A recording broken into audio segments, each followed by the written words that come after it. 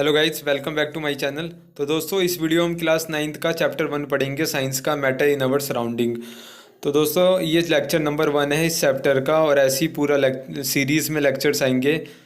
तो अगर आप हमारे चैनल पे नए हो तो सब्सक्राइब कर देना चैनल को। तो दोस्तों, सबसे पहले हम मैटर इन अवर सराउंडिंग का ये जो इंट्रोडक्शन पार्ट है ये हम पढ़ रहे हैं। तो अगर आपसे मैं बात करूं मैटर, तो मैटर को हम हिंदी में क्या बोलते हैं? पदार्थ बोलते हैं।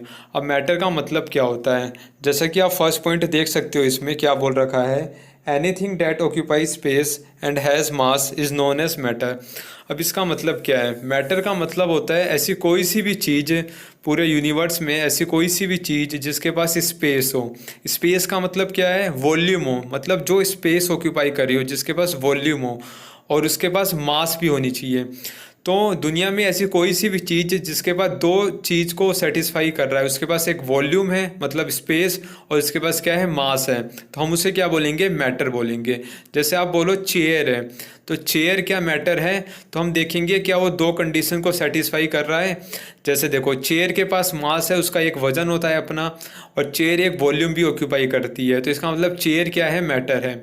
आप टेबल ले लो, चाहे कोई सी भी चीज़ें ले लो, आप ये आप वीडियो देख रहे हो मोबाइल में, तो मोबाइल भी क्या है? एक मैटर है। क्यों? क्योंकि मोबाइल के पास क्या है? एक स्पेस है, अपना वॉल्यूम है, और उसका क्या है? एक मास है। इसलिए मोबाइल को भी क्या बोलेंगे हम? मैटर बोलेंगे। ठीक है। तो ऐसी कोई सी भी चीज़ जिसके पास स्पेस हो और उसका मास हो, उसे हम क्या बोलेंगे? मैटर बोलेंगे। लेकिन दोस्तों, अगर मैं आपसे एक क्वेश्चन करूं कि हम स्मेल, जो सूंघने की शक्ति होती है, जो गैस है, गैस को हम स्मेल करते हैं, तो क्या स्मेल किसी भी चीज़ की क्या मैटर हो सकती है? तो देखो दोस्तों, जो स्मेल है उसके पास, स्मेल क्या है? एक तरीके से गैस है। ठीक है। अब जो गैस है वो हवा में घूम रही है, स्मेल है जो हवा में घूम रही है, तो उसके पास अगर हम उसको इकट्ठा करके रखें तब तो उसके पास क्या है? मास है। लेकिन जब वो हवा में घूम रही है तब तो हम उसका मास बोल नहीं सकते, और ना ही हम उसको क्या बोल सकते हैं? वॉल्यूम बोल सकते हैं। तो हम स्मेल को कंसीडर नहीं करेंगे मैटर में। ठीक है। तो हमने हमने ये समझा कि मैटर का मतलब क्या होता है। अब हम ये समझेंगे कि मैटर जो है वो किससे मिलकर बना होगा। तो दोस्तों, जो आप इसमें सेकंड पॉइंट पढ़ोगे, ठीक है, आप अगर आप इसमें सेकंड पॉइंट पढ़ोगे तो क्या लिख रखा है? लिख रखा है, matter is not continuous but rather consist of large number of particles. अब जो मैटर है वो किससे मिलकर बना होता है? मैटर क्या मिलके मैटर पार्टिकल्स से मिलकर बना होता है। पार्टिकल्स, बहुत सारे ऐसे पार्टिकल्स होते हैं। अब पार्टिकल्स का मतलब क्या है? यहाँ पे पार्टिकल्स का मतलब है एटम्स हो सकते हैं, मॉलिक्यूल्स हो सकते हैं, और आयंस हो सकते हैं। जैसे मैंने आपको बोला चेयर, चेयर क्या है? मैटर है। अब चेयर तो मैटर है, अब वो किससे मिलकर बना होगा? चेयर को अगर हम बिल्कुल छोटे लेवल पे देखें, माइक्रोस्कोपिक लेवल पे देखें, तो किससे मिलकर बना हुआ है? एटम्स और मॉलिक्यूल से मिलकर बना हुआ है। तो दुनिया में ऐसी कोई सी भी चीज़ जिसके पास स्पेस है और मास है, उसे हम क्या बोलेंगे? मैटर बोलेंगे। और मैटर खुद किससे मिलकर बना होता है? स्मॉल स्मॉल पार्टिकल्स से। स्मॉल स्मॉल पार्टिकल्स का मतलब क्या है?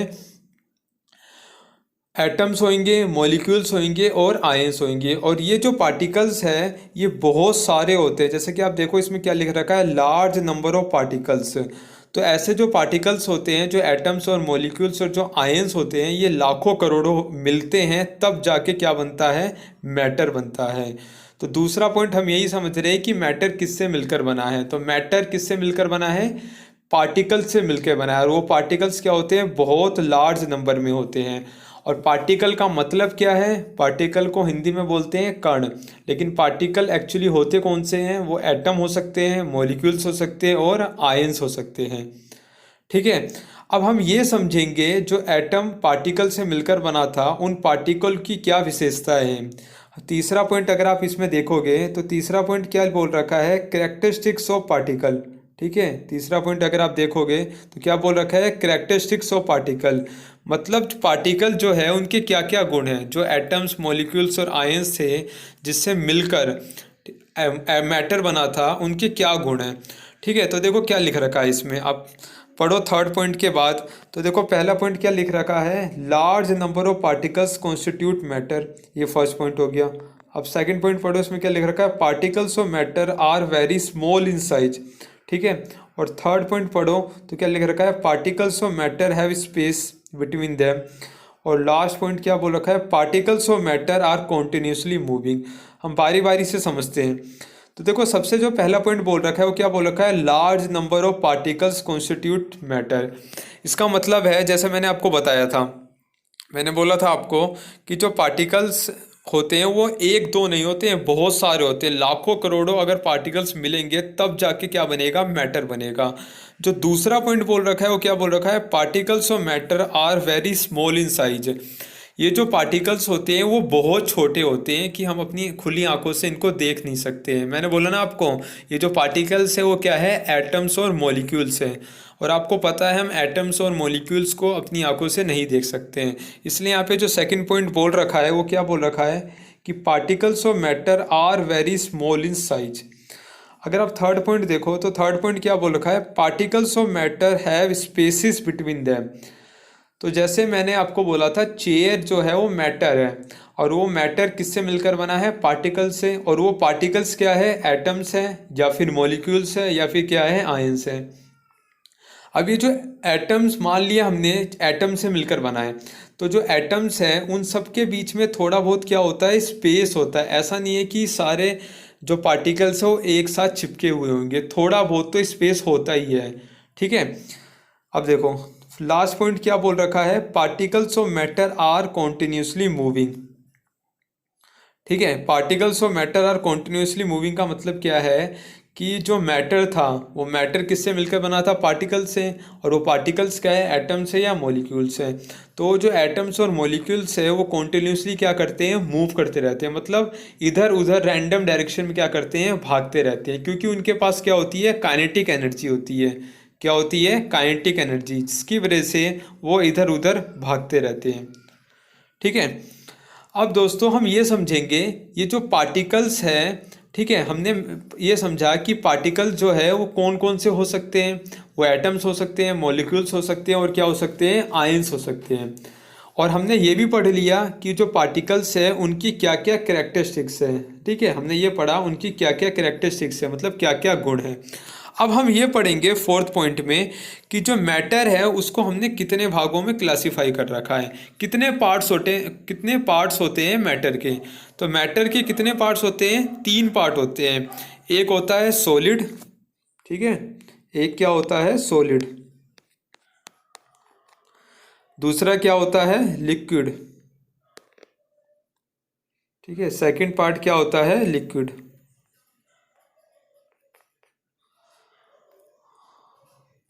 और अगर आप थर्ड पार्ट बोलो तो क्या होता है, गैस। तो जो मैटर है उसको हमने 3 भाग में क्लासिफाई कर रखा है, किसमें, सॉलिड में, लिक्विड में और गैस में। देखो इसमें फोर्थ पॉइंट में क्या बोल रखा है, सॉलिड, फिफ्थ में क्या बोल रखा है, लिक्विड, और सिक्स्थ में क्या बोल रखा है, गैस बोल रखा है। अब हम ये समझेंगे जो सॉलिड, लिक्विड और गैस है उनकी क्या क्या प्रॉपर्टीज़ है। देखो अब फोर्थ पॉइंट अगर आप पढ़ोगे तो फोर्थ पॉइंट में क्या बोल रखा है, solids have definite shape, distinct boundaries and fixed volume.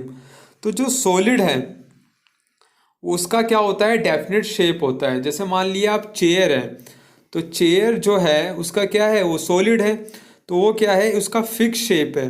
ठीक है, फिक्स शेप है। और दूसरा क्या लिख रखा है, डिस्टिंक्ट बाउंड्रीज। डिस्टिंक्ट बाउंड्रीज का मतलब क्या है, जो मॉलिक्यूल्स है वो एक फिक्स्ड वे में अरेंज है। ठीक है, थर्ड पॉइंट क्या बोल रखा है, फिक्स्ड वॉल्यूम। उसका वॉल्यूम क्या होता है, फिक्स होता है।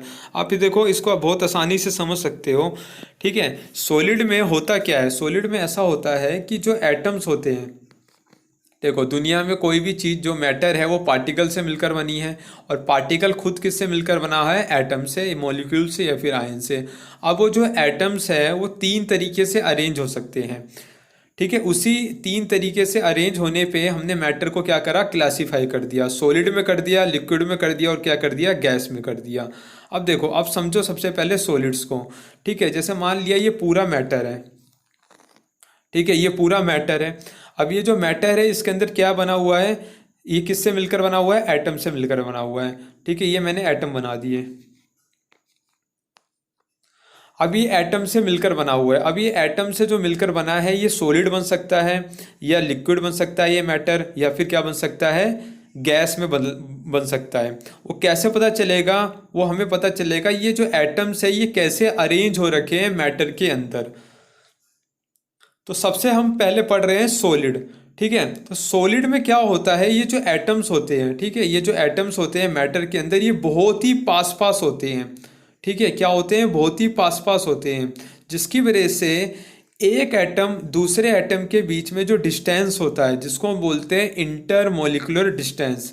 ठीक है, एटम और एटम के बीच में जो डिस्टेंस होता है उसको हम क्या बोलते हैं, इंटरमोलिकुलर डिस्टेंस। ठीक है, तो एटम्स के बीच में जो डिस्टेंस है जिसको हम बोल रहे हैं इंटरमोलिकुलर डिस्टेंस, अगर वो बहुत ही कम हो, ठीक है, वो क्या हो, बहुत ही कम हो, तो हम क्या बोलेंगे, इस मैटर को सॉलिड बोलेंगे। ठीक है, ये पहली प्रॉपर्टी होती है सॉलिड की। तो देखो आप ये समझो कि एटम जो है इसके अंदर बहुत ही पास पास में होते हैं, बहुत ही पास पास में अगर चिपके रहेंगे तो एक फिक्स वॉल्यूम हो जाएगा, इसलिए हम बोलते हैं सॉलिड का क्या होता है, फिक्स्ड वॉल्यूम होता है। उसी की वजह से उसकी क्या होती है, डेफिनेट शेप होती है। ठीक है, तो सॉलिड्स के बारे में हम क्या बोल रहे हैं, सॉलिड्स के बारे में बोल रहे हैं हम, सॉलिड्स हैव, ठीक है, फोर्थ पॉइंट आप पढ़ो तो क्या बोल रखा है, solids have definite shape, distinct boundaries and fixed volume. अब ऐसा क्यों हुआ, मैंने आपको बताया ना, क्योंकि मैटर के अंदर अगर जो एटम्स हैं वो पास पास अगर अरेंज हो, जिसकी वजह से इंटरमोलिकुलर डिस्टेंस बहुत कम होता है, तो ऐसे मैटर को हम क्या बोलेंगे, सॉलिड में बोलेंगे। अब देखो लिक्विड किसको बोलेंगे, अगर इंटरमोलिकुलर डिस्टेंस क्या हो, जो मैटर है, मैटर के अंदर क्या है, एटम है, अब वो एटम सॉलिड में तो क्या होता है, बहुत पास पास चिपके रहते हैं, लेकिन लिक्विड में क्या होगा, सॉलिड से थोड़े दूर दूर होंगे, एटम्स क्या होते हैं, दूर दूर होते हैं। कितने दूर होंगे, सॉलिड में जो एटम्स थे उनसे थोड़े दूर होंगे, इसलिए अगर एटम्स दूर दूर होंगे तो जो मैटर बनेगा उसे हम क्या बोलेंगे, लिक्विड बोलेंगे। तो अगर आप फिफ्थ पॉइंट पढ़ोगे, इसमें आप पढ़ो फिफ्थ पॉइंट, तो क्या बोला है, liquids have fixed volume but no fix shape. अब देखो फिक्स्ड वॉल्यूम तो इसीलिए ही है क्योंकि उसमें जो एटम्स हैं वो क्या है, दूर दूर है, लेकिन इतने भी दूर नहीं है कि वॉल्यूम ही फिक्स ना हो। ठीक है, एटम्स दूर दूर तो होते हैं लेकिन बहुत ज़्यादा दूर नहीं होते हैं लिक्विड में। ठीक है, हम बात कर रहे हैं लिक्विड की, इसलिए लिक्विड का क्या होता है, फिक्स्ड वॉल्यूम होता है बट नो फिक्स शेप। ठीक है, फिक्स शेप इसलिए नहीं है क्योंकि उसमें एटम्स क्या है, दूर दूर है। ठीक है, अब अगर जैसे आप मान लो पानी है आपके पास, तो पानी आप 1 लीटर लो, तो 1 लीटर फिक्स हो गया वॉल्यूम, लेकिन अगर आप उसे दूसरे बर्तन में रखो, मान लिया आपने एक बार उसे बाल्टी में रखा, एक बार किसी कटोरे में रखा, तो जो पानी होता है वो बाल्टी का शेप ले लेगा, और कटोरे में रखा तो कटोरे का शेप ले लेगा। तो देखो 1 ही लीटर पानी को आपने बाल्टी में रखा था और 1 ही लीटर पानी को आपने कटोरी में रखा था, तो उसका वॉल्यूम तो फिक्स रहा लेकिन उसकी शेप फिक्स नहीं रही। वो शेप क्या करता है, उसी की ले लेता है जिस वेसल में, जिस बर्तन में आप उसे रखते हो। अब ऐसा क्यों होता है, कोई आपसे अगर पूछे तो आप यही बोलोगे क्योंकि जो एटम्स होते हैं लिक्विड के अंदर, उसमें जो डिस्टेंस होता है इंटरमोलिकुलर डिस्टेंस, जो मैंने आपको बोला, जो क्या होता है, एटम के बीच का जो डिस्टेंस होता है इंटरमोलिकुलर डिस्टेंस, वो क्या होता है, सॉलिड से ज़्यादा होता है, यही कारण होता है। तो दोस्तों जो हम पढ़ रहे हैं वो क्या पढ़ रहे हैं, मैटर जो है उसको हमने कितने भाग में क्लासिफाई कर रखा है, सॉलिड में, लिक्विड में और गैस में। तो ये जो तीनों पार्ट कर रखे हैं हमने क्लासिफाई, इसका सिर्फ एक ही रीज़न है। क्या रीज़न है, जो एटम के अंदर पार्टिकल्स है, मतलब एटम्स, सॉरी, जो मैटर के अंदर जो पार्टिकल्स है, जो हम एटम्स बोलते हैं, वो कैसे अरेंज है। अगर बहुत पास पास है तब तो क्या बोलेंगे, हम उन्हें सॉलिड बोलेंगे। अगर थोड़ी दूर है तो हम क्या बोलेंगे, लिक्विड बोलेंगे। अगर बहुत ही ज़्यादा दूर है, ठीक है, तो हम उन्हें क्या बोलेंगे, गैस बोलेंगे, और कुछ नहीं है। तो अगर मैं आपको साइंटिफिक लैंग्वेज में बोलूं तो इसका मतलब ये है, इंटरमोलिकुलर डिस्टेंस जिसमें सबसे कम हो तो हम उसे क्या बोलेंगे, सॉलिड बोलेंगे। अगर इंटरमोलिकुलर डिस्टेंस ज़्यादा हो सॉलिड से तब हम क्या बोलेंगे, लिक्विड बोलेंगे। और इंटरमोलिकुलर डिस्टेंस सबसे ज़्यादा हो, मतलब सॉलिड से भी ज़्यादा, लिक्विड से भी ज़्यादा, तब हम क्या बोलेंगे, उस मैटर को गैस बोलेंगे। तो जो हमारा 6 पॉइंट है वो यही है। आप पढ़ो 6 पॉइंट, क्या बोल रखा है इसमें, 6 पॉइंट पढ़ो तो क्या बोल रखा है इसमें, देखो 6 पॉइंट क्या बोल रखा है, gases neither have fix shape nor volume. जो गैस होती है उसका शेप भी फिक्स नहीं होता है और वॉल्यूम भी फिक्स नहीं होता है। अब ऐसा क्यों बोल रहे हैं, मैंने आपको बताया ना, क्योंकि गैस में जो पार्टिकल्स है, जो एटम्स हैं, उनके बीच का जो डिस्टेंस है वो क्या होता है, बहुत ही ज़्यादा होता है, जिसकी वजह से उसका फिक्स शेप नहीं होती और ना ही फिक्स वॉल्यूम होता है। ठीक है, तो जैसे अगर ये मान लिया आपके पास एक मैटर है, तो अगर ये जो एटम्स है, एटम्स अगर बहुत ही पास पास हो, ठीक है, एटम्स अगर बहुत ही पास पास हो तब तो हम क्या बोल देंगे, सॉलिड बोल देंगे। लेकिन अगर मान लिया आपके पास ये एक मैटर है और इसमें एटम जो है थोड़े दूर दूर होने चाहिए, मतलब सॉलिड में जो एटम्स थे उनसे दूर होने चाहिए, तब क्या बोल देंगे, हम इसे लिक्विड बोल देंगे। लेकिन अगर मान लिया कि ये आपके पास एटम है और इसमें जो पार्टिकल्स है बहुत ही ज़्यादा दूर है, तो अब हम क्या बोलेंगे, इस मैटर को क्या बोलेंगे, गैस बोल देंगे। दोस्तों, इस लेक्चर में हम ये पढ़ेंगे जो सॉलिड, लिक्विड और गैस है उसकी क्या क्या प्रॉपर्टीज़ है। ठीक है, हमने प्रीवियस लेक्चर में कवर कर लिया था कि जो मैटर है उसको तीन भाग में हमने बांट रखा है, सॉलिड, लिक्विड और गैस में, और क्यों बांट रखा है वो भी बता रखा था। तो आप जरूर देख लेना फर्स्ट लेक्चर इस वीडियो का, तभी आपको समझ में आएगा ये सेकंड पार्ट। तो हमको जो आज पढ़ना है वो कहाँ से पढ़ना है, 6 पॉइंट से पढ़ना है। ठीक है, नहीं हमने 6 पॉइंट तो पढ़ लिया था, आज हमें पढ़ना है 7 पॉइंट से। तो आज हम बात करेंगे कंप्रेसिबिलिटी की। अब कंप्रेसिबिलिटी का मतलब ये है कि कौन कितने अच्छी तरीके से दब सकता है, मतलब कितनी अच्छे तरीके से हम किसको प्रेशर लगा के उसको दबा सकते हैं। तो आपने देखा था मैटर जो है वो तीन भाग में बांट रखा था आपने, सॉलिड, लिक्विड और गैस में बांट रखा था। तो आपने देखा था कि जो सॉलिड है उसके अंदर जो एटम्स होते हैं वो सबसे पास पास होते हैं, लिक्विड्स में थोड़े दूर दूर होते हैं, और सबसे दूर किस में होते हैं, गैस में होते हैं। तो आप अब खुद ही मेरे को बताओ कि किसको हम अच्छे तरीके से दबा सकते हैं प्रेशर लगा के। कंप्रेस का मतलब ही है प्रेशर लगा के उसको दबा देना। तो आप मान लिया आपके पास चेयर है, तो चेयर एक सॉलिड है, तो क्या चेयर को आप दबा सकते हो, टेबल को क्या आप दबा सकते हो, वो सॉलिड है। तो आप सॉलिड जो है वो कंप्रेस नहीं हो पा रहा है, इसका मतलब क्या हुआ, इसका मतलब हुआ कि सॉलिड की जो कंप्रेसिबिलिटी है वो क्या है, बहुत कम है। अब ऐसा क्यों हो रहा है, क्योंकि आपको पता है कि मैटर जो सॉलिड है उसके अंदर जो एटम्स है वो पहले से ही क्या होते हैं, बहुत पास पास होते हैं। तो एटम्स के बीच में जो इंटरमोलिकुलर डिस्टेंस होता है वो क्या होता है, बहुत कम होता है।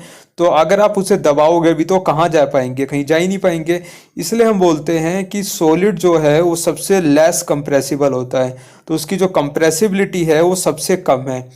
फिर आप आओ लिक्विड पे, तो लिक्विड में जो एटम्स होते हैं वो थोड़े दूर दूर होते हैं, तो इसका मतलब वो अगर हम उसमें प्रेशर लगा के उसको दबाएंगे तो वो पास पास आ सकते हैं। इसका मतलब उनकी कंप्रेसिबिलिटी सॉलिड से क्या होगी, ज़्यादा होगी।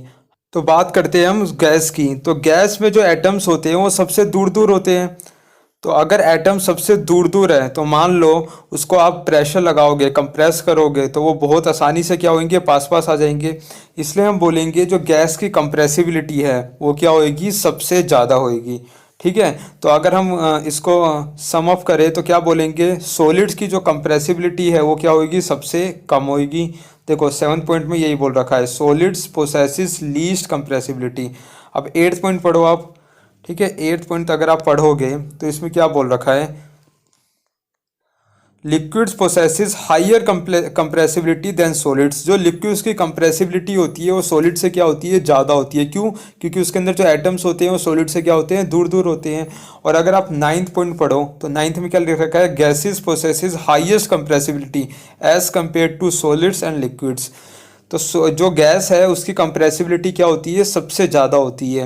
मतलब उसको सबसे ज़्यादा हम प्रेशर लगा, आराम से उसको प्रेशर लगा के उसको पास पास कर सकते हैं। और इसका रीज़न क्या है, क्योंकि उसके अंदर जो एटम्स होते हैं वो क्या होते हैं, बहुत ही दूर दूर होते हैं। ठीक है, तो ये हमने बात करी कंप्रेसिबिलिटी की। अब हम बात करते हैं 11th पॉइंट पे आते हैं। तो 11th पॉइंट क्या बोल रखा है, the process in which a solid changes to liquid state by absorbing heat at constant temperature is called fusion. ठीक है, यहाँ पे एक नया वर्ड आया है जिसे हम क्या बोल रहे हैं, फ्यूजन।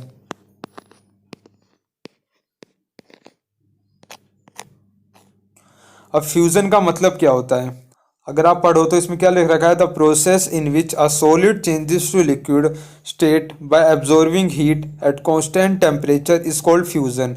तो देखो फ्यूजन का मतलब होता है जब सॉलिड किस में चेंज होएगा, लिक्विड में। ठीक है, सॉलिड किस में चेंज होएगा, लिक्विड में। एक कांस्टेंट टेम्परेचर पे, तो हम उसे क्या बोलेंगे, फ्यूज़न बोलेंगे। अच्छा, आप ये समझो कि सॉलिड जो है वो लिक्विड में कैसे चेंज होता है, मैं आपको समझाता हूँ। ये सॉलिड है, इसको हमें किस में चेंज करना है, लिक्विड में चेंज करना है। तो मैं आपको ये समझाता हूँ कि कैसे होएगा। देखो, सॉलिड भी मैटर है और लिक्विड भी क्या है, मैटर है, लेकिन फ़र्क क्या है। सॉलिड के अंदर जो एटम्स है वो बहुत ही पास पास है, लेकिन लिक्विड के अंदर जो एटम्स है वो क्या है, थोड़े दूर दूर है। तो सॉलिड को अगर मेरे को लिक्विड में चेंज करना है तो मेरे को जो सॉलिड के अंदर जो एटम्स थे उनको दूर दूर करना पड़ेगा, तभी तो लिक्विड बनेगा। क्योंकि आपको पता है ना, सॉलिड के अंदर एटम्स पास पास होते हैं और लिक्विड के अंदर एटम्स क्या होते हैं, दूर दूर होते हैं। दोनों तो मैटर ही है, बस फ़र्क क्या है कि उसके अंदर जो पार्टिकल्स हैं, मतलब एटम्स, वो कैसे अरेंज्ड है। तो अगर आपको सॉलिड से लिक्विड में जाना है तो आपको करना क्या है, एटम्स को दूर दूर भेजना है। तो आप दूर दूर कैसे भेजोगे, उसको गर्म करके, क्या करके, हीट देके। और हीट कैसे बढ़ाते हैं, हीट कैसे देंगे हम, टेम्परेचर को इंक्रीज़ करके।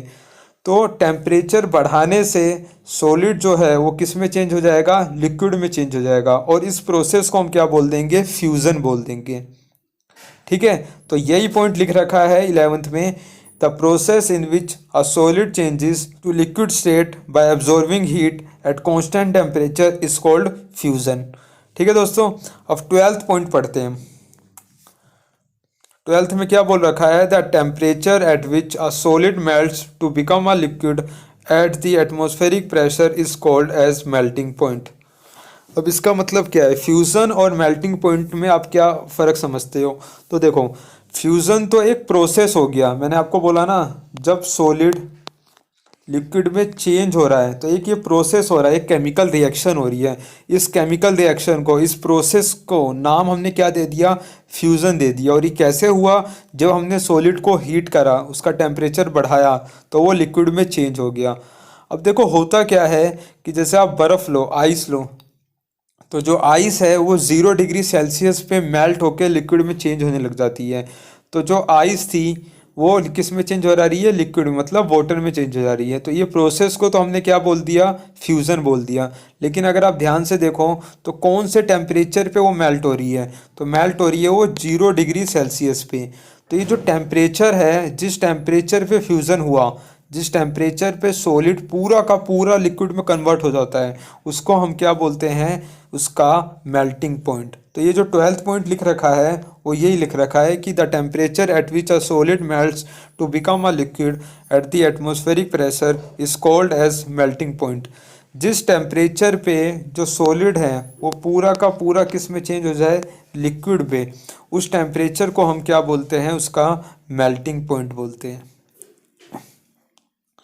ठीक है, तो ये 12th पॉइंट था। अब हम आते हैं 13 पे। 13 जो पॉइंट है वो क्या बोल रहा है, तो 13 पॉइंट बोल रहा है ऐसा unit of temperature is kelvin. तो अब आपको पता होना चाहिए जो टेम्परेचर है उसको हम किस किस में मेज़र करते हैं। तो आपको पता है टेम्परेचर जो हम मेज़र करते हैं वो किस किस में मेज़र करते हैं, टेम्परेचर को मेज़र करते हैं केल्विन में, टेम्परेचर को मेज़र करते हैं हम सेल्सियस में, और टेम्परेचर को हम किस में मेज़र करते हैं, फ़ारेनहाइट में। टेम्परेचर को 3 तरीके हैं मेज़र करने के, इधर आप केल्विन में मेज़र करो, या फिर सेल्सियस में, या फिर फ़ारेनहाइट में। अब जो टेम्परेचर की ऐसा यूनिट है, ऐसा यूनिट का मतलब क्या, जो ग्लोबली यूज़ होती है, जिसको एक स्टैंडर्ड बना दिया टेम्परेचर। अगर नापोगे तो आप अगर केल्विन में नाप रहे हो तो हम उसको क्या बोल रहे हैं कि स्टैंडर्ड यूनिट बोल रहे हैं। तो टेम्परेचर की जो ऐसा यूनिट होती है उसको हम क्या बोलते हैं, केल्विन बोलते हैं। जैसे मास है, तो मास आप किस में मेज़र करते हैं, किलोग्राम में। तो मास की जो ऐसा यूनिट है वो क्या हो जाएगी, किलोग्राम। वैसे ही टेम्परेचर की जो ऐसा यूनिट है वो क्या है, किलोग्राम है। अब देखो सेल्सियस और जो केल्विन है उसमें क्या फ़र्क होता है। तो यहाँ पे 13 पॉइंट में अगर आप पढ़ोगे तो यहाँ पे देखो एक रिलेशन दे रखा है ये वाला, temperature kelvin is equal to temperature degree Celsius plus में 273। इसका मतलब ये है कि अगर आपके पास टेम्परेचर सेल्सियस में है और अगर आप उसमें 273 ऐड कर दो तो आपका टेम्परेचर किस में आ जाएगा, केल्विन में आ जाएगा। फॉर एग्ज़ाम्पल, अगर मैंने आपको बोल दिया कि भाई आपके पास 25 डिग्री सेल्सियस है और इसे आप कन्वर्ट करो केल्विन में, तो आप क्या करोगे, इसके अंदर ऐड कर दोगे 273। ठीक है, इसके अंदर आप ऐड करोगे 273 और जो आपका रिजल्ट आएगा वो कितना आएगा 298 केल्विन। वैसे ही अगर आपके पास केल्विन में टेम्परेचर है और अगर आपको उसको सेल्सियस में चेंज करना है तो आप क्या करो, उसमें 273 क्या करो, माइनस कर दो, सब्ट्रैक्ट कर दो, उल्टा कर दो। ठीक है, जैसे अगर मैं आपको बोलूँ आपके पास 0 डिग्री सेल्सियस है, आपके पास 0 डिग्री सेल्सियस है, इसे आपको केल्विन में चेंज करना है तो आप क्या करो, 0 डिग्री सेल्सियस में 273 ऐड कर दो, तो आपका जो रिजल्ट आएगा वो कितना हो जाएगा 273 केल्विन। अब 14 पॉइंट हम देखते हैं, 14 पॉइंट क्या बोल रखा है। 14 में आपको बोल रखा है, देखो 14 point, the hidden heat which breaks the force of attraction between the molecules during change of state is called latent heat. अब इसको आप समझो, ये बहुत ही ज़्यादा इंपॉर्टेंट टॉपिक है। ये जो लेटेंट हीट है ये बहुत ही ज़्यादा इंपॉर्टेंट है, इसको आप ध्यान से समझो। अब जैसे मान लिया आपके पास कोई चीज़ है, मतलब आइस है, तो आइस का टेम्परेचर जो हमने ले रखा है वो कितना ले रखा है, मान लिया -5 डिग्री सेल्सियस। तो आपको पता है जो -5 डिग्री सेल्सियस है उस पे जो आइस है वो सॉलिड के फॉर्म में होगी। ठीक है, अब मेरे को इसको लिक्विड में चेंज करना है। ठीक है, सॉलिड से मेरे को किस में चेंज करना है, लिक्विड में करना है चेंज। तो इस प्रोसेस को हम क्या बोलेंगे, फ्यूज़न। मैंने आपको समझा दिया। अब ये जो फ्यूज़न होएगा वो किस टेम्परेचर पे होएगा, 0 डिग्री सेल्सियस पे होगा, और उसी टेम्परेचर को हम क्या बोलते हैं, मेल्टिंग पॉइंट बोलते हैं। मैंने अभी आपको समझाया था, जिस टेम्परेचर पे सॉलिड लिक्विड में चेंज हो जाता है उसको हम क्या बोलते हैं, मेल्टिंग पॉइंट बोलते हैं। तो आपके पास एक आइस है -5 डिग्री सेल्सियस पे, उसको आपको लिक्विड में चेंज करना है, मतलब वाटर में चेंज करना है। तो आप क्या करोगे, ठीक है, आप क्या करोगे, इसे हीट दोगे। हीट देने का मतलब होता है टेम्परेचर बढ़ाना। तो आपने हीट दी तो इसका टेम्परेचर मान लिया आपने -4 कर दिया, फिर और हीट दी, फिर आपने कितना कर दिया, -4 कर दिया, फिर और हीट दी तो -3 कर दिया। ठीक है, आप टेम्परेचर बढ़ा रहे हो तो यहाँ पे माइनस की वैल्यू क्या हो रही है, कम होती जा रही है। ठीक है, -4 हो गया, -3 हो गया, अब -2 हो गया, अब -1 हो गया, और हीट दी आपने, और अब क्या करा, 0 हो गया। अब देखो 0 हो गया जब उसका टेम्परेचर, जब आपके पास जो आइस थी -5 डिग्री सेल्सियस पे, उसका टेम्परेचर आपने क्या कर दिया, 0 डिग्री सेल्सियस कर दिया। अब इसे आप समझ लो और हीट दे रहे हो, तो अब 0 से क्या होएगा, वो 1 डिग्री सेल्सियस होएगा। ठीक है, जो आप हीट दोगे वो क्या करेगा, 0 से उसका टेम्परेचर बढ़ाएगा 1 डिग्री सेल्सियस। लेकिन इससे पहले एक चीज़ और होगी। ठीक है, देखो -1 था, -1 से आपने कितना करा, 0 डिग्री सेल्सियस करा। 0 डिग्री सेल्सियस पे क्या होगा, जो सॉलिड होएगा वो किस में कन्वर्ट होने लग जाएगा, लिक्विड में कन्वर्ट होने लग जाएगा।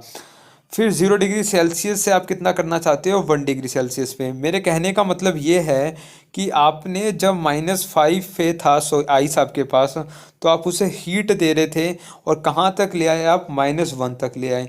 फिर -1 पे आपने हीट दी, फिर उसका टेम्परेचर क्या करा आपने, 0 डिग्री सेल्सियस कर दिया। फिर आपने जो हीट दी, अब जो हीट दी, आप सोच रहे होगे कि 0 से वो 1 डिग्री सेल्सियस पे चेंज करेगा हीट, उसका टेम्परेचर आइस का, लेकिन ऐसा नहीं होगा। 0 डिग्री सेल्सियस जो आइस है उसका क्या होता है, मेल्टिंग पॉइंट होता है। तो अब क्या करेगा, जो हीट आपने 0 डिग्री सेल्सियस पे जो हीट आपने दे रखी है, वो आइस को क्या करेगा, पूरा का पूरा पानी में चेंज करेगा, मतलब लिक्विड में चेंज करेगा। तो आपने जो हीट दी उसने उसका टेम्परेचर नहीं बढ़ाया, उसने उसका क्या करा, स्टेट को चेंज कर दिया, फिजिकल स्टेट को चेंज कर दिया, सॉलिड से लिक्विड में चेंज कर दिया।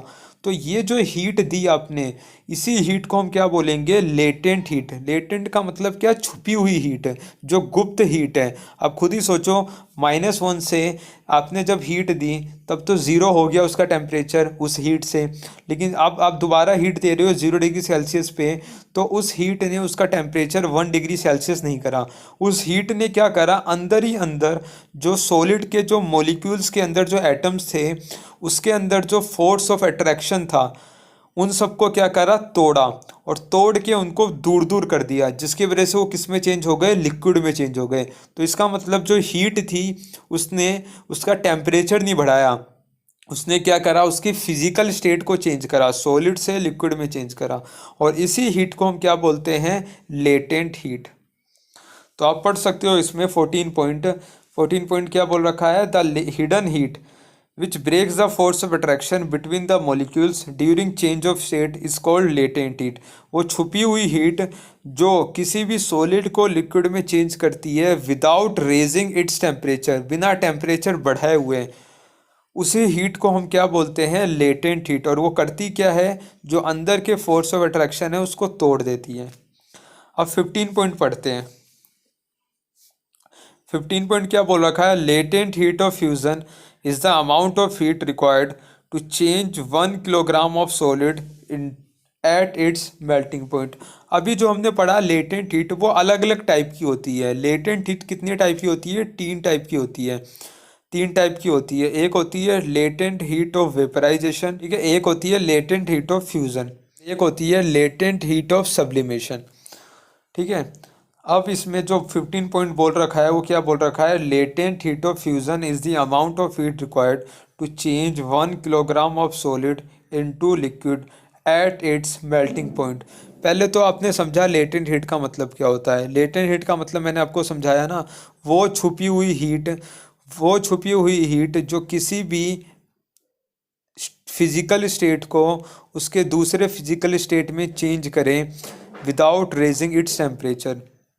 तो अभी हमने जो एग्जांपल पढ़ा था वो क्या पढ़ा था कि जो सॉलिड था आपके पास, बर्फ़ 0 डिग्री सेल्सियस पे वो पानी में चेंज हो जा रहा था। जो आप हीट दे रहे थे वो उसका टेम्परेचर नहीं बढ़ा रहा था, वो क्या कर रहा था, उसकी फिजिकल स्टेट को सॉलिड से लिक्विड में चेंज कर रहा था। तो यहाँ पे जो प्रोसेस हुआ वो क्या हुआ, सॉलिड से लिक्विड में चेंज हुआ। और सॉलिड से लिक्विड में जो चेंज होता है उसको हम क्या बोलते हैं, उसको बोलते हैं फ्यूज़न। और जो हीट लगी चेंज करने के लिए उसको क्या बोल दिया हमने, लेटेंट हीट। तो पूरा प्रोसेस क्या का नाम क्या पड़ गया, लेटेंट हीट ऑफ फ्यूज़न, ठीक है। तो 15 पॉइंट में क्या बोल रखा है, latent heat of fusion is the amount of heat energy required to change 1 kilogram of solid into liquid at its melting point. Simple सी बात है भाई, फ्यूज़न आ रहा है तो फ्यूज़न का मतलब है सॉलिड से लिक्विड में जा रहा है। तो वो लेटेंट हीट जो किसी को भी सॉलिड से लिक्विड में चेंज करे उसके मेल्टिंग पॉइंट पे, जैसे 0 डिग्री सेल्सियस बोला था वो उसका मेल्टिंग पॉइंट है, इसलिए हम क्या बोल रहे हैं यहाँ पे, लेटेंट हीट ऑफ फ्यूज़न। ऐसे ही अगर लिक्विड से कोई चीज़ गैस पे जा रही है तो आपको पता है जो पानी है वो 100 डिग्री सेल्सियस पे बॉयल होता है। पानी कितने पे होता है, 100 डिग्री सेल्सियस पे। तो पानी अगर आपके पास 100 डिग्री सेल्सियस पे है, अगर आप उसे अब हीट दोगे तो वो किस में चेंज होएगा, गैस में चेंज होगा, ना कि उसका टेम्परेचर पहले इंक्रीज़ होगा। वो 100 से 101 पे नहीं जाएगा, वो पहले क्या करेगा, पूरे लिक्विड को किस में चेंज करेगा, गैस में चेंज करेगा। जो एटम्स पास पास थे उनको बिल्कुल दूर दूर कर देगा इंटरमोलिकुलर फोर्स को तोड़ के, ठीक है। तो अब लिक्विड किस में चेंज हुआ, गैस में चेंज हुआ। तो प्रोसेस को क्या बोलते हैं हम, वेपराइजेशन। अब जो हीट लगी उसको क्या बोल रहे हैं, लेटेंट हीट। तो नाम क्या पड़ गया, लेटेंट हीट ऑफ वेपराइजेशन। तो दोस्तों जो एनसीईआरटी का ये चैप्टर है मैटर इन आवर सराउंडिंग, हम इसे पॉइंट वाइज पढ़ रहे हैं। पूरे चैप्टर को हम पढ़ रहे हैं पॉइंट वाइज। तो हमने जो पढ़ा था अभी तक 15 पॉइंट्स हम पढ़ चुके हैं, और आज हमें जो पढ़ना है वो हमें 16 पॉइंट से स्टार्ट करना है। तो स्टार्ट करते हैं हम अपनी वीडियो। तो दोस्तों आप यहाँ पे देखो, जो 16 पॉइंट है वो क्या बोल रखा है। 16 पॉइंट बोल रखा है, the melting point of a solid is an indication of the strength of the force of attraction between its particles. तो दोस्तों इसका मतलब ये है कि हमने जो प्रीवियस लेक्चर में पढ़ा था कि मेल्टिंग पॉइंट का मतलब क्या होता है, तो हमने देखा था जो मेल्टिंग पॉइंट का मतलब होता है एक ऐसा टेम्परेचर जिसमें सॉलिड किस में चेंज हो जाए, लिक्विड में चेंज हो जाए। तो जैसे जो आइस है उसका जो मेल्टिंग पॉइंट है वो कितना होता था, 0 डिग्री सेल्सियस होता था। तो यहाँ पे ये बता रखा है कि कोई भी सब्सटेंस जब मेल्ट होता है तो उसके अंदर के जो फोर्स ऑफ अट्रैक्शन होते हैं वो क्या होते हैं, टूटते हैं। तो वही चीज़ बता रखी है कि कोई चीज़ अगर मेल्ट हो रही है तो इसका मतलब ये है कि उसके अंदर जो इंटरमोलिकुलर फोर्स ऑफ अट्रैक्शन है वो क्या होते हैं, ब्रेक होते हैं। ठीक है दोस्तों, अब हम पढ़ते हैं 17 पॉइंट। तो 17 पॉइंट क्या बोल रखा है, the temperature at which a liquid changes to solid by giving out heat at atmospheric pressure is called freezing point. तो हमने मेल्टिंग पॉइंट तो हम पढ़ चुके हैं, और इसमें एक नया पॉइंट आया है जिसे हम क्या बोल रहे हैं, फ्रीजिंग पॉइंट। फ्रीजिंग का मतलब आप समझते ही हो, फ्रीजिंग का मतलब होता है कोई भी चीज़ किस में चेंज हो रही है, लिक्विड में, लिक्विड से किस में चेंज हो रही है, सॉलिड में चेंज हो रही है। तो एक ऐसा टेम्परेचर जिसमें लिक्विड कंप्लीटली चेंज हो जाए, किसमें, सॉलिड में, अपने एटमॉस्फेरिक प्रेशर पे। जो वहाँ पे एक बाहर का जो प्रेशर लग रहा है उसको हम क्या बोल रहे हैं, एटमॉस्फेरिक प्रेशर। जो एयर से प्रेशर लग रहा है, जो एटमॉस्फेयर से प्रेशर लग रहा है उसको हम क्या बोलते हैं, एटमॉस्फेरिक प्रेशर। तो एक एटमॉस्फेरिक प्रेशर पे जब लिक्विड कंप्लीटली चेंज हो जाता है सॉलिड में, और क्यों चेंज हो रहा है, तो लिक्विड जो अपने अंदर, उसके अंदर जो हीट है वो बाहर निकल रही है, इसलिए यहाँ पे लिख रखा है कि the temperature at which a liquid changes to solid by giving out heat. Giving out heat का मतलब क्या है, यहाँ पे अपने अंदर से हीट रिलीज कर रहा है। ठीक है, तो जब एक लिक्विड अपने अंदर से हीट रिलीज करके किस में चेंज हो जाता है, सॉलिड में चेंज होता है, तो उसको हम क्या बोलते हैं, फ्रीजिंग बोलते हैं। और जिस टेम्परेचर पे ये सब होता है उसको हम क्या बोलते हैं, फ्रीजिंग पॉइंट। तो 18 पॉइंट पढ़ते हैं अब। तो 18 पॉइंट क्या बोल रखा है, the temperature at which a liquid starts boiling at the atmospheric pressure is known as boiling point. तो अब बॉइलिंग का मतलब क्या होता है, अगर बॉइलिंग का मतलब अगर हम हिंदी में समझे तो ये बॉइलिंग का मतलब होता है उबालना। तो कोई भी लिक्विड अगर गैस में चेंज हो जाए तो इस प्रोसेस को हम क्या बोलते हैं, बॉइलिंग बोलते हैं। लेकिन आपको पता है जैसे लिक्विड जो है वो 100 डिग्री सेल्सियस पे कम्प्लीटली गैस में चेंज होने लग जाता है। तो जो लिक्विड गैस में चेंज हो रहा है, मतलब वाटर 100 डिग्री सेल्सियस में गैस में चेंज होने लग जाता है, तो 100 डिग्री सेल्सियस उसका क्या हो गया, बॉइलिंग पॉइंट हो गया। तो लिक्विड से अगर कोई चीज़ गैस में जा रही है तो उसे हम बॉइलिंग बोल रहे हैं, लेकिन जिस टेम्परेचर पे ये हो रहा है उसे हम क्या बोलेंगे, बॉइलिंग पॉइंट बोलेंगे। तो एक ऐसा टेम्परेचर जिसमें लिक्विड कंप्लीटली किस में चेंज हो जाए, गैस में चेंज हो जाए, उस टेम्परेचर को हम क्या बोलते हैं, उसका बॉइलिंग पॉइंट। जैसे वाटर का जो बॉइलिंग पॉइंट होता है वो कितना होता है, 100 डिग्री सेल्सियस। मतलब जो वाटर है 100 डिग्री सेल्सियस पे कम्प्लीटली चेंज हो जाएगा, किस में, गैस में चेंज हो जाएगा। ठीक है दोस्तों, तो अब हम जो पढ़ते हैं वो कौन सा पॉइंट पढ़ना है हमें, 19 पॉइंट। तो 19 पॉइंट में क्या बोल रखा है, latent heat of vaporisation is the heat energy required to change 1 kilogram of liquid to gas at atmospheric pressure at its boiling point. तो लेटेंट हीट मैं आपको पहले ही समझा चुका हूँ। लेटेंट हीट का मतलब क्या था, छुपी हुई हीट। ऐसी हीट जो किसी भी मैटर को उसके दूसरे फिजिकल स्टेट में चेंज करती है विदाउट रेजिंग इट्स टेम्परेचर। ठीक है, तो अब यहाँ पे जो हमने पढ़ा था प्रीवियस लेक्चर में, वो क्या पढ़ा था कि लेटेंट हीट जो होती है वो कितने टाइप की होती है, 3 टाइप की होती है। एक तो लेटेंट हीट ऑफ फ्यूज़न जो हम पहले पढ़ चुके हैं, और एक होती है लेटेंट हीट ऑफ वेपराइजेशन जो मैंने आपको समझा दिया था प्रीवियस लेक्चर में। फिर भी यहाँ पे जो दोबारा बोल रखा है लेटेंट हीट ऑफ वेपराइजेशन के बारे में, तो हम समझ लेते हैं क्या है इसका मतलब। तो देखो, अब जो लिक्विड है वो गैस में चेंज होती है। तो लिक्विड गैस में, जैसे अगर मैं वाटर का एग्जांपल दूँ आपसे, तो जो वाटर है वो 100 डिग्री सेल्सियस में गैस में कन्वर्ट होने लग जाता है। तो अगर आपके पास मान लिया लिक्विड है, ठीक है, आप ध्यान से सुनना इस बात को, अगर आपके पास लिक्विड है और लिक्विड का जो टेम्परेचर है वो कितना है, 99 डिग्री सेल्सियस है, और अगर आप उसे हीट दे रहे हो तो हीट देके वो क्या होएगा, 100 डिग्री सेल्सियस पे चेंज हो जाएगा। ठीक है, आपके पास 99 डिग्री सेल्सियस पे वाटर है, आपने उसे हीट दिया तो उसका टेम्परेचर बढ़ के कितना हो गया, 100 डिग्री सेल्सियस हो गया।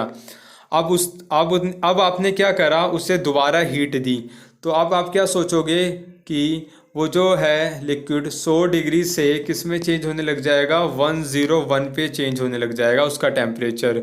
आपने 99 डिग्री सेल्सियस पे हीट दी और उसका टेम्परेचर बढ़ गया, कितना हो गया, 100 डिग्री सेल्सियस। फिर आपने उसे हीट दी तो आप सोचोगे 100 डिग्री सेल्सियस से अब उसका जो टेम्परेचर है वो कितना हो जाएगा, 101 डिग्री सेल्सियस हो जाएगा। लेकिन ऐसा नहीं होगा, क्योंकि आपको पता है जो वाटर है उसका जो बॉइलिंग पॉइंट है वो कितना होता है, 100 डिग्री सेल्सियस।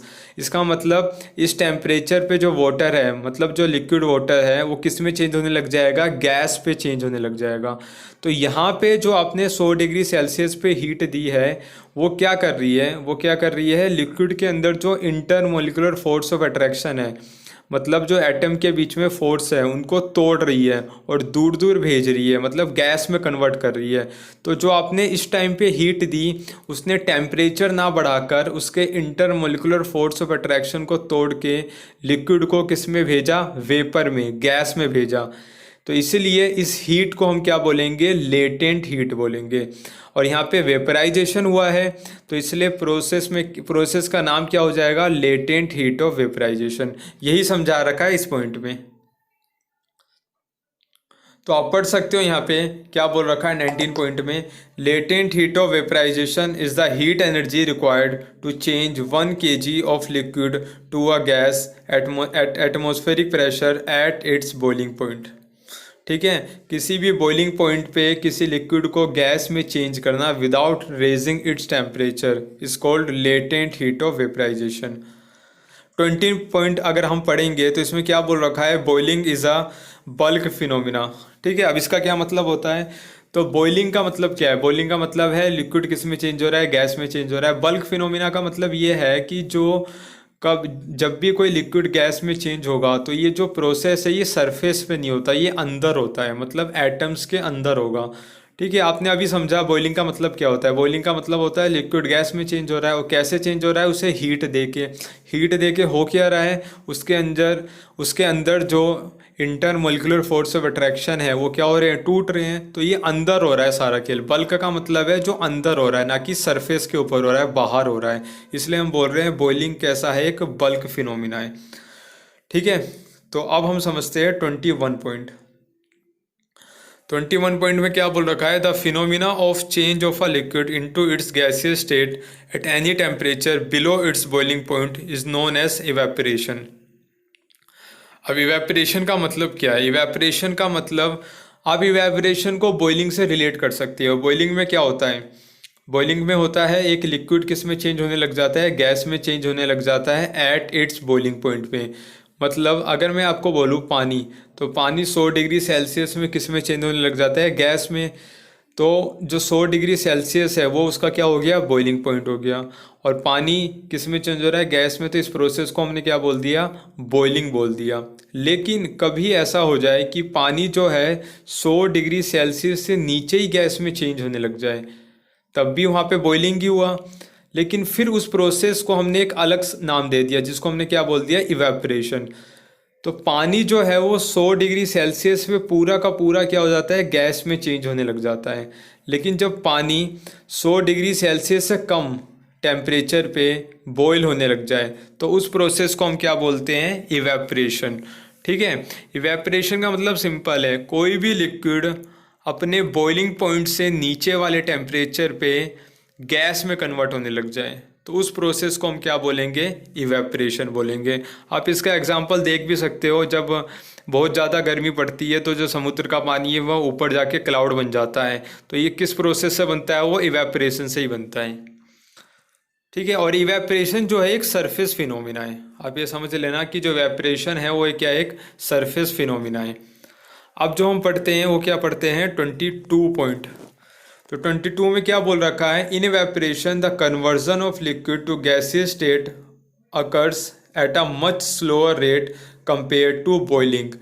ठीक है, अब यहाँ पे क्या बोल रखा है कि बॉइलिंग जब होएगा तो कितने पे होता है, बॉइलिंग पॉइंट पे होता है। मतलब जैसे अगर पानी है आपके पास तो बॉइल कब होता है, 100 डिग्री सेल्सियस पे होता है। तो 100 डिग्री सेल्सियस क्या है, उसका बॉइलिंग पॉइंट है। लेकिन अगर पानी 100 डिग्री सेल्सियस से नीचे वाले टेम्परेचर पे गैस में कन्वर्ट होने लग जाए तब उसे हम बॉइलिंग नहीं बोलेंगे, उसे क्या बोलेंगे, इवेपोरेशन बोलेंगे। एक नया नाम दे दिया बस हमने, इवेपोरेशन दे दिया। अगर वो अपने बॉइलिंग पॉइंट पे मतलब 100 डिग्री सेल्सियस पे गैस में कन्वर्ट हो जाए तब तो हम उसे बॉइलिंग बोलेंगे। लेकिन अगर वो 100 डिग्री सेल्सियस मतलब अपने बॉइलिंग पॉइंट से नीचे वाले टेम्परेचर में गैस में कन्वर्ट हो जाए तब हम उसे क्या बोलेंगे, इवेपोरेशन बोलेंगे। तो अब ये बताओ, आप इवेपोरेशन जल्दी होगा या बॉइलिंग जल्दी होगा। तो देखो इवेपोरेशन क्या है, बॉइलिंग पॉइंट से नीचे वाले टेम्परेचर पे होता है। लेकिन जो बॉइलिंग है वो बॉइलिंग पॉइंट पे होता है, मतलब ज़्यादा टेम्परेचर पे है। तो आप इवेपोरेशन जो होएगा वो धीरे होएगा क्योंकि वो बॉइलिंग पॉइंट से नीचे वाले टेम्परेचर पे हो रहा है। लेकिन जो बॉइलिंग है वो अपने बॉइलिंग पॉइंट पे ही होता है, 100 डिग्री सेल्सियस पे ही होता है। तो वो ज़्यादा टेम्परेचर पे हो रहा है तो जो लिक्विड है वो जल्दी गैस में कन्वर्ट होएगा। तो यहाँ पे ये जो आप पढ़ोगे यहाँ पे ये यही बता रखा है, 22 पॉइंट में यही बता रखा है कि in evaporation the conversion of liquid to gaseous state occurs at a much slower rate compare to boiling. तो बॉइलिंग फास्ट होता है और इवेपरेशन क्या होता है, स्लो होता है। अगर दोनों का कंपैरिजन करें तो हम, तो इवेपरेशन स्लो है बॉइलिंग से और बॉइलिंग क्या है, इवेपरेशन से फास्ट है। 23 पॉइंट पढ़ते हैं अब। 23 में क्या बोल रखा है, evaporation takes place only at the surface of the liquid while boiling can takes place in all parts of the liquid. मैंने आपको बताया था इवेपरेशन क्या है, एक सरफेस फिनोमिना है और जो बॉइलिंग है वो क्या है, एक बल्क फिनोमिना है। आप इसको ध्यान से समझ सकते हो। जैसे मैंने आपको बताया था गर्मियों में क्या होता है कि अगर आपके पास एक समुद्र है तो उसमें जो पानी है वो अपने आप ऊपर चला जाता है और वहाँ पे क्या हो जाता है, क्लाउड के फॉर्म में बन जाता है। तो ये ऐसा क्यों होता है, तो देखो होता क्या है कि जो ऊपर की सरफेस पे पानी होता है उसके पास काइनेटिक एनर्जी क्या होती है, ज़्यादा होती है। इसी वजह से वो जल्दी गैस में कन्वर्ट हो सकता है अपने बॉइलिंग पॉइंट से नीचे वाले टेम्परेचर पे भी। तो अब इवेपरेशन में क्या हुआ, जो सरफेस के ऊपर वाला पानी है वो कन्वर्ट हुआ किसमें, गैस में। लेकिन बॉइलिंग पॉइंट में क्या होता है कि पूरा का पूरा पानी कन्वर्ट हो जाता है गैस में।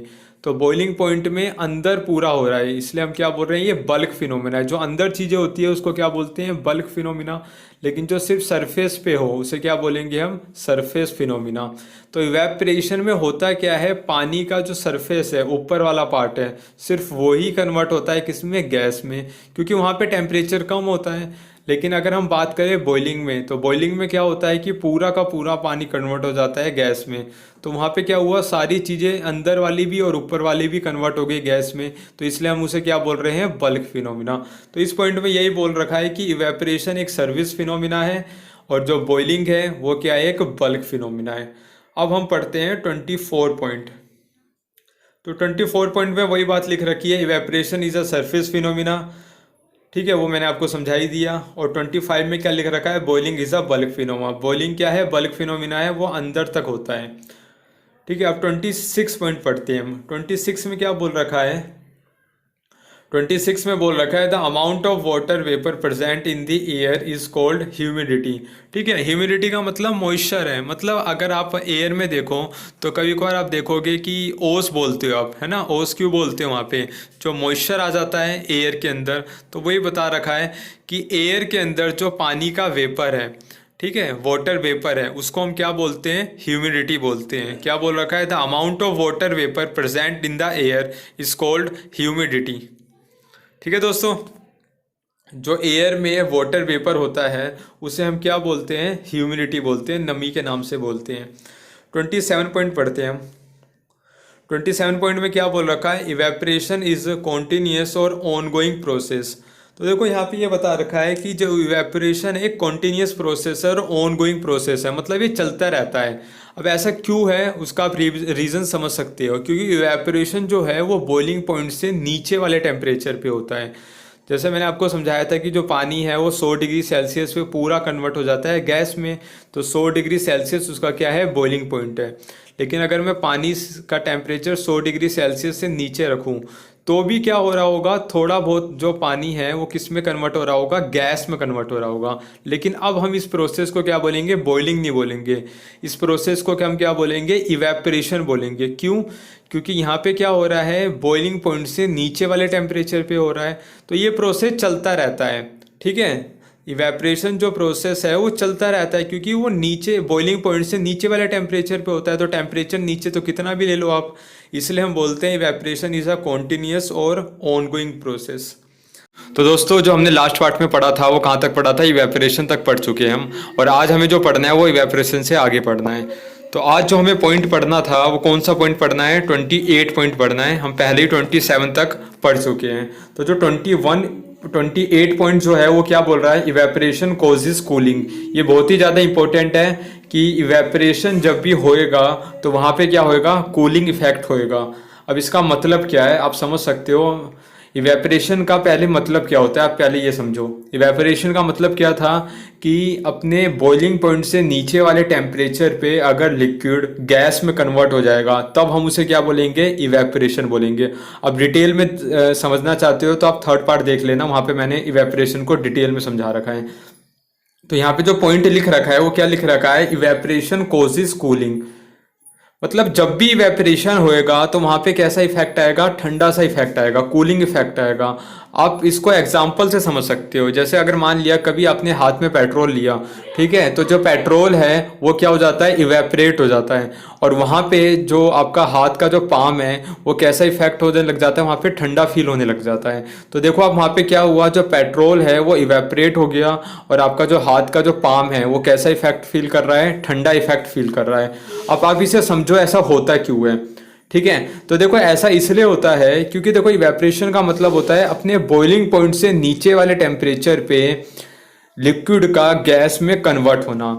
तो आप समझो इसे, मान लिया आपके हाथ में कोई लिक्विड है, जैसे मान लिया आपके हाथ में ईथर है, या फिर मान लिया आपके हाथ में क्या है, पेट्रोल ही है, ठीक है, अल्कोहल है या ईथर या फिर कोई पेट्रोल मान लिया, आपने कोई लिक्विड मान लिया।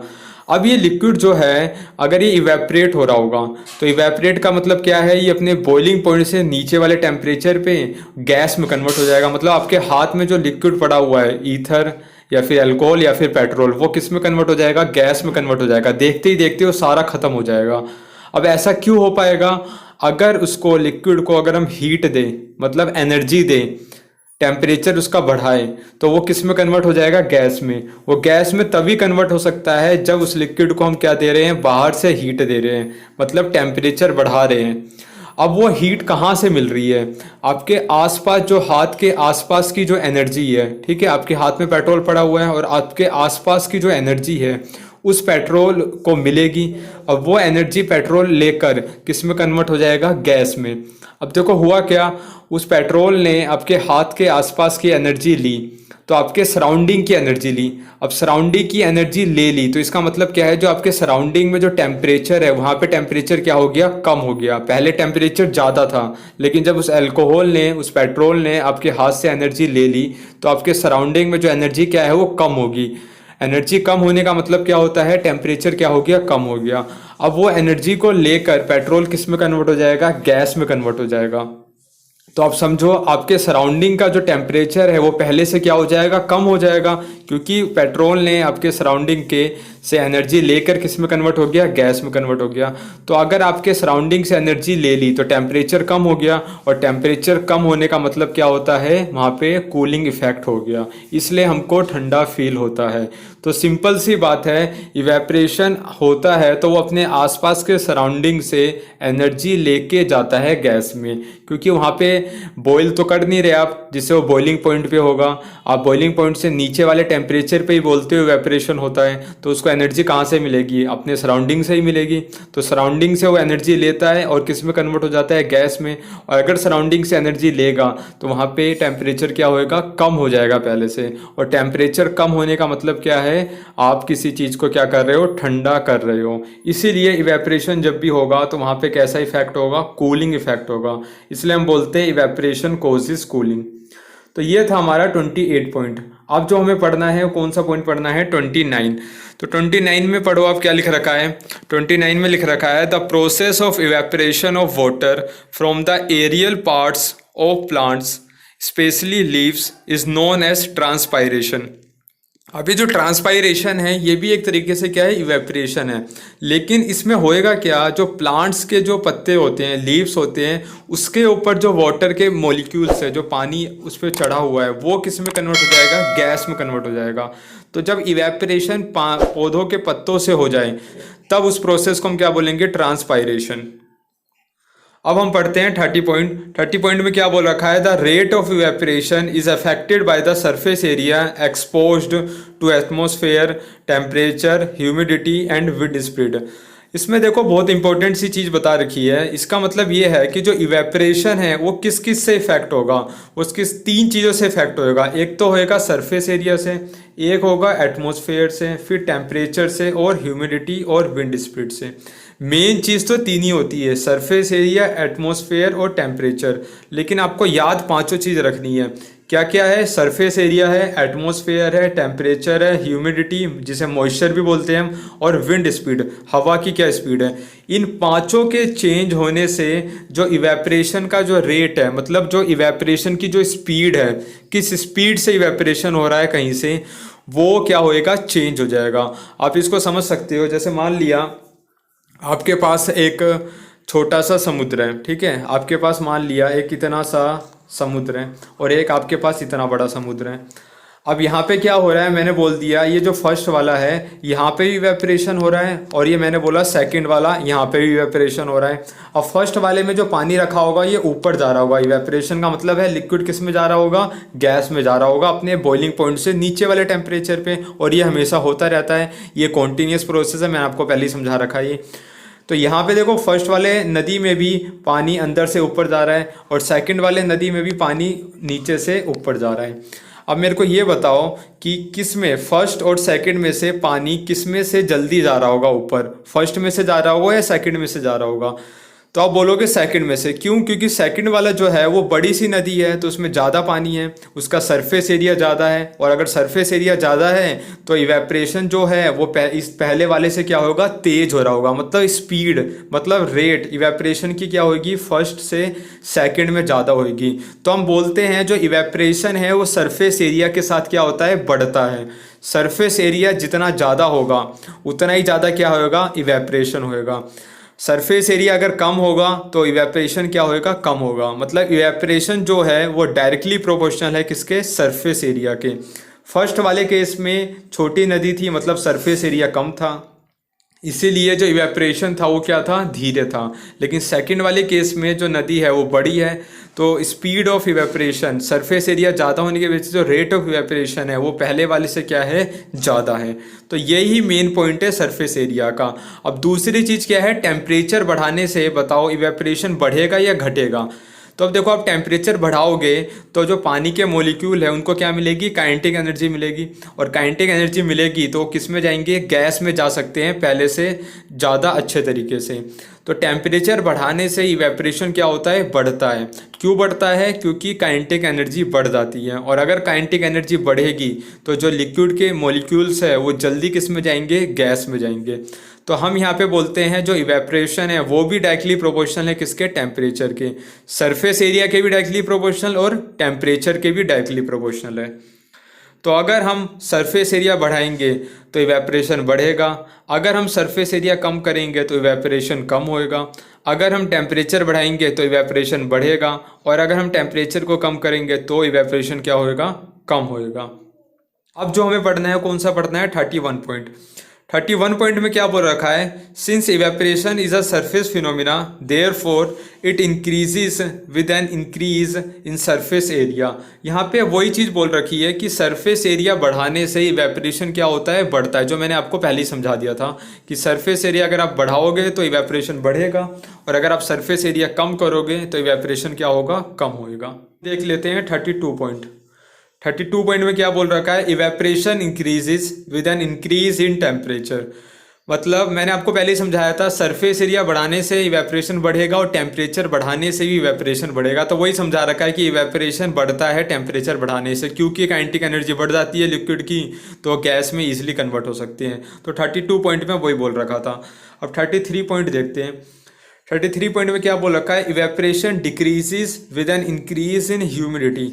मतलब क्या है यहाँ पे, अगर मॉइस्चर बढ़ेगा तो इवेपरेशन क्या होएगा, कम होएगा। मतलब इवेपरेशन और मॉइस्चर आपस में क्या है, इन्वर्सली प्रोपोर्शनल है।